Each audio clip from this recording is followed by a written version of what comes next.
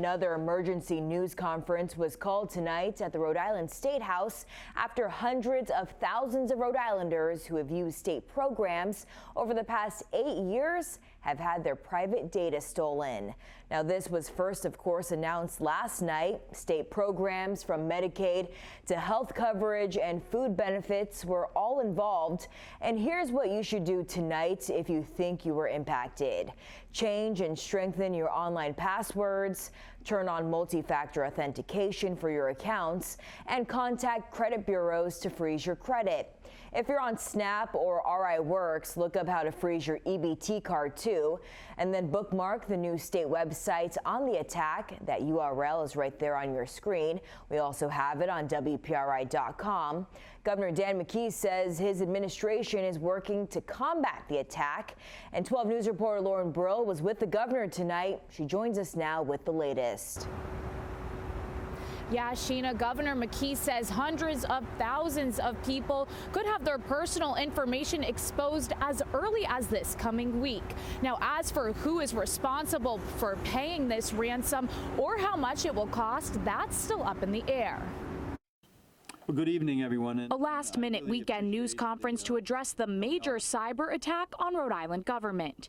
Governor Dan McKee says hackers have stolen the data of potentially hundreds of thousands of Rhode Islanders who have used state programs over the last 8 years. The data could be exposed in the near future, as early as this coming week, based on the information we currently have. Officials first learned of the attack over a week ago on December 5th.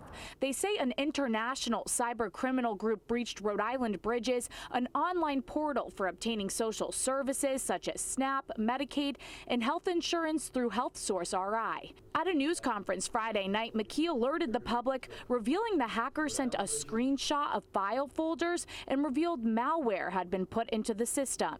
The state has brought in Michael Tatro, a cybersecurity advisor at the U.S. Department of Homeland Security, who suggested practical steps people should take. Multi-factor, credit identity check and monitoring, and long passwords. If you take away nothing else, those three things can take you a long way. But many questions are still left unanswered. It's unclear the exact date this information could be exposed or how much the hackers are demanding from Deloitte, the company that operates the state system. That is, certainly something that's happening between Deloitte and the people that are contacting Deloitte, the cyber criminals. So at this point in time, no. I asked whose decision it is to pay the ransom, Deloitte's or the state's. Deloitte, in consultation with law enforcement, will make that decision, and in consultation with us.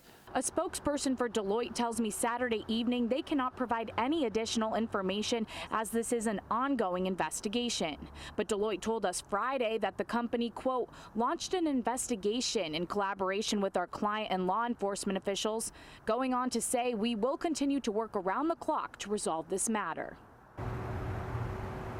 Now, the governor says his administration is working to resolve this as well. He plans on meeting with members of his congressional delegation tomorrow on Sunday, and that's when the call center for those impacted by this issue will open at 11 a.m. We have that information and more over on WPRI.com. Live in Providence, Lauren Brill, 12 News.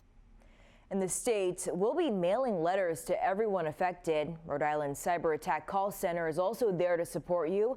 The hours again posted on your screen right there. Officials say their phone number will be posted on the state website on Sunday. And WPRI.com, as always, will be bringing you all the updates on the developing news throughout the weekend and into the coming days.